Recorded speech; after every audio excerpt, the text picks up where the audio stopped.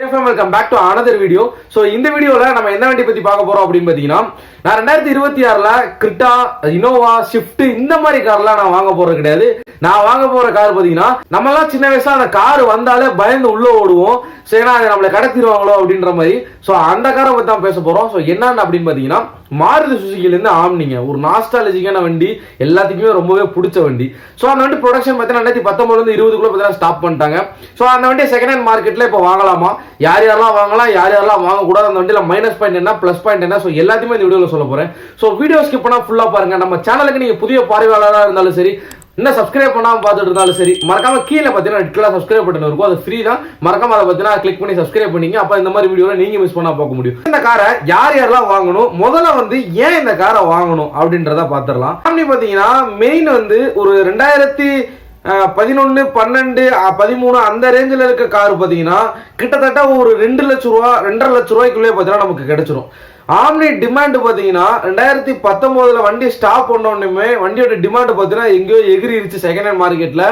So இருந்தாலும் 11 12 13 அந்த மாடலில் பார்த்தீங்கன்னா நம்ம 2.5 லட்ச ரூபா 2.20 அந்த ரேஞ்சில் பார்த்தீங்கன்னா நம்மளால வாங்கிக்க முடியும். ஃபர்ஸ்ட் பார்த்தீங்கன்னா இந்த காரை நம்ம ஏன் வாங்கணும் அப்படின்னு பார்த்தீங்கன்னா, ஃபர்ஸ்ட் பார்த்தீங்கன்னா இந்த வண்டியோட மெயின்டெனன்ஸுங்க இருக்கிறதுல எல்லா பார்ட்ஸுமே பார்த்தீங்கன்னா ரொம்பவே உங்களுக்கு சீப்பாகவே கிடைச்சிரும். ரொம்பவே ஈஸியாகவே நீங்கள் எல்லா இடத்துலையுமே இதோட பார்ட்ஸ் கிடைக்கும். வண்டியை டிஸ்கண்டினியூ பண்ணிட்டாலும் இதோட பார்ட்ஸோட ரேட்டும் சரி, இந்த பார்ட்ஸ் கிடைக்கிற விதமும் சரி, கிடைக்கிற இடங்களும் பார்த்தீங்கன்னா எல்லா இடத்துலையுமே கிடைக்கும். வண்டியோட பார்ட்ஸோட ரேட்டும் பார்த்தீங்கன்னா ரொம்பவே சீப்பாக இருக்குங்க.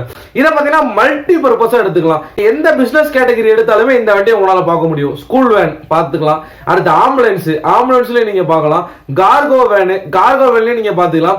பிசினஸ் ரிலேட்டடா நீங்க ஒரு சின்ன கடை வச்சிருக்கீங்க, முறுக்கு கடை வச்சிருக்கீங்க, இல்ல ஒரு மளிகை கடை வச்சிருக்கீங்க அப்படின்னா ஜாமான ஏற்றி இறக்குறதுக்கு பார்த்தீங்கன்னா ஈஸியா அது யூஸ் ஆகிக்கும்.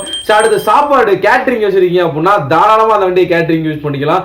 ஒரு சின்ன எம்யூல கிட்டத்தட்ட ஒரு 8 பேர் பார்த்தீங்கன்னா அந்த வண்டியில உட்காந்து போலாங்க. டிரைவரோட சேர்த்து இடைஞ்சல் இல்லாம ஒரு 8 பேர் பார்த்தீங்கன்னா உட்காந்து போலாம். இத்தனை வண்டியே அவ்வளவுதான் இருக்கும், ஆனா 8 பேர் பார்த்தீங்கன்னா உள்ள உட்காந்து போலாம். மேக்ஸிமம் யாருமே பர்சனல் யூஸுக்காண்டி நம்ம ஆம்னி வாங்குறது கிடையாது. வாங்குறது பார்த்தீங்கன்னா டாக்ஸி பிசினஸ்காண்டி வாங்குறாங்க, பிசினஸ் பேஸ் பண்ணி தான் வாங்குறாங்க. மேக்ஸிமம் பார்த்தீங்கன்னா ஆம்னி வாங்கக்கூடிய பையர்ஸ் எல்லாருமே பிசினஸ் பேஸ் பண்ணி தான் இருப்பாங்க. ஸோ பிசினஸ்காண்டி தான் அந்த வண்டி பார்த்தீங்கன்னா வாங்குவாங்க.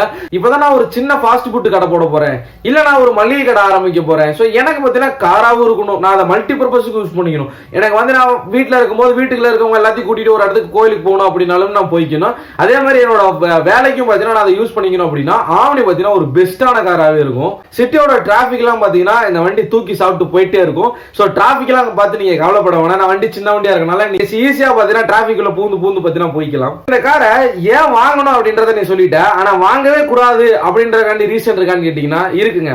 நான் பார்த்தீங்கன்னா எப்பவுமே லாங் டிரைவ் தான் பண்ணுவேன்.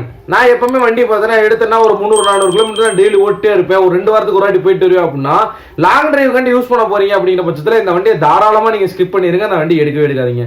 ஸோ அதே மாதிரி எனக்கு பார்த்தீங்கன்னா சேஃப்டி ரொம்ப முக்கியம்ப்பா. ஏதாவது ஒரு ஆக்சிடென்ட் ஆயிடுச்சு அப்படின்னாலுமே எனக்கு சேஃப்டி ரொம்ப முக்கியம் அப்படின்னா தாராளமா அவங்களும் இந்த காரை ஸ்கிப் பண்ணிருங்க. ஏன்னா இந்த கார்ல ஆக்சிடென்ட் ஆச்சு அப்படின்னா அது ஒன்றும் பண்ண முடியாது. ஃப்ரண்ட் ஃபேஸ் பார்த்தாலே தெரியும் உங்களுக்கு, ஃபிளாட்டா இருக்கும். டாடா ஏசியில் எப்படி இருக்கும், ஸோ அந்த மாதிரி பார்த்தீங்கன்னா ஃபிளாட்டா இருக்கும். அப்போ ஏதாவது ஆக்சிடென்ட் ஆகுது செய்யுது அப்படின்னா ஸ்ட்ரைட்டா அவங்க காலுக்கு தான் பார்த்தீங்கன்னா அடி விழுகும்.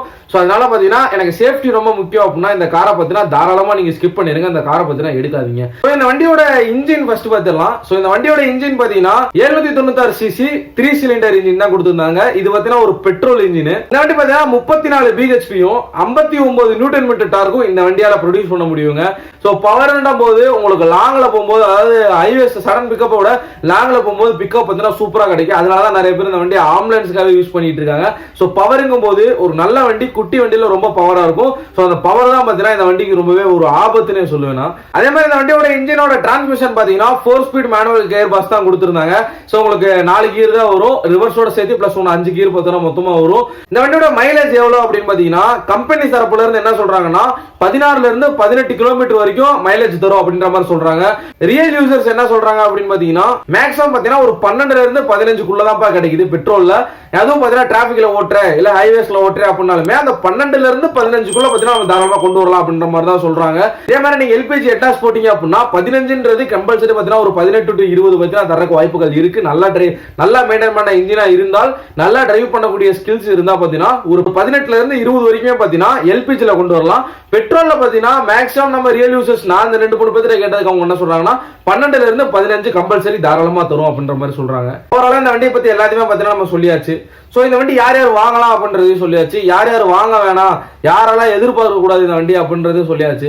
ஸோ செகண்ட் ஹேண்ட் மார்க்கெட்ல இந்த வண்டி எவ்வளவு பட்ஜெட் கொடுத்து வாங்கலாம் அப்படின்னு பாத்தீங்கன்னா ஒரு 15க்குள்ள 14ல இருந்து 15க்குள்ள இருக்கு அப்படின்னா ஒரு 230ல இருந்து 240 டு 250 வரைக்கும் பார்த்தீங்கன்னா வரலாம். ஸோ வண்டி பார்த்தீங்கன்னா எந்த அளவுக்கு மெயின்டைன் பண்ணிருக்காங்க அப்படின்றத பொறுத்து சிங்கிள் ஓனர் கண்டிஷன்ல இருக்கு, கிலோமீட்டர் கம்மியா ஓடி இருக்கு அப்படின்னா அதுக்கு தகுந்த மாதிரி பார்த்தீங்கன்னா ரேட்டு பார்த்தீங்கன்னா உங்களுக்கு டிஃபர் ஆகும். ஆம்னியோட டிமாண்ட் பார்த்தீங்கன்னா எங்கேயோ போயிருச்சு.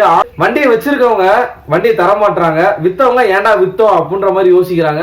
மார்க்கெட்ல கிடைக்கிறது ரொம்பவே டிமாண்ட், அப்படி கிடைச்சாலும் நல்ல வண்டியா கிடைக்குமா அப்படின்றது ரொம்பவே டவுட் தான். ஸோ நீங்க வண்டி எடுக்கும் போது பேசிக்கா நான் சொன்ன மாதிரி எல்லாத்தையும் பார்த்தீங்கன்னா செக் பண்ணி பாருங்க. நம்ம எல்லா வீடியோல சொல்ற மாதிரி தான். ஸோ ஆயில் அடிக்குதா அப்படின்றலாம் செக் பண்ணி பாருங்க, வண்டி டெஸ்ட் ட்ரைவ் பண்ணி பாருங்க, நல்லா கிலோமீட்டர் வரைக்கும் பிக்கப் எடுத்து பாருங்க. வண்டி உங்களுக்கு பிடிச்சிருந்தா பட்சத்தில் எடுங்க. வண்டியில மேஜரான ஸ்கிராட்ச் டென்ட் எல்லாம் இருக்கா அப்படின்ற பாருங்க, வண்டியில ஸ்மோக் தழுதா அப்படின்ற பாருங்க, இன்ஜின் சவுண்ட் எப்படி இருக்கு அப்படின்றதெல்லாம் செக் பண்ணுங்க. ஸோ இதெல்லாம் மேஜரா பார்த்தீங்கன்னா வண்டியை செக் பண்ணி எடுங்க. ஆர்சி பக்கம்ல எல்லாம் கிளியரா இருக்கா, எல்பிஜி போட்டுருந்தாங்கன்னா இண்டாஸோட இருக்கா, ஸோ அப்படி எல்லாத்தையும் நீங்க தாராளமா பார்த்துக்கோங்க. இல்லை டீ போர்டா இருக்கும்போது எஃப்சி இன்சூரன்ஸ் எல்லாம் கரெக்டாக எடுத்துருக்காங்களா, லைஃப் டாக்ஸ் எல்லாம் போட்டுருக்காங்களா அப்படின்றதெல்லாம் செக் பண்ணிக்கோங்க. ஓகே, இந்த வீடியோ பத்தி இதோட எண்ட் பண்ணிக்கிறேன். அடுத்து எந்த காரை பத்தி பேசலாம் அப்படின்றத மறக்காம கமெண்ட்ல சொல்லுங்க. நீங்க சொல்ற காரை பத்தி கம்பல்சரி நான் எடுத்து பேசுவேன். ஸோ இந்த வீடியோ பத்தி இதோட எண்ட் பண்ணிக்கிறேன். நம்ம சேனல் சப்ஸ்கிரைப் பண்ணிங்க, நம்ம பேஜை ஃபாலோ பண்ணுங்க, ஃபாலோ பண்ணிங்க. Love you guys. அடுத்து போற வீடியோல பார்க்கலாம்.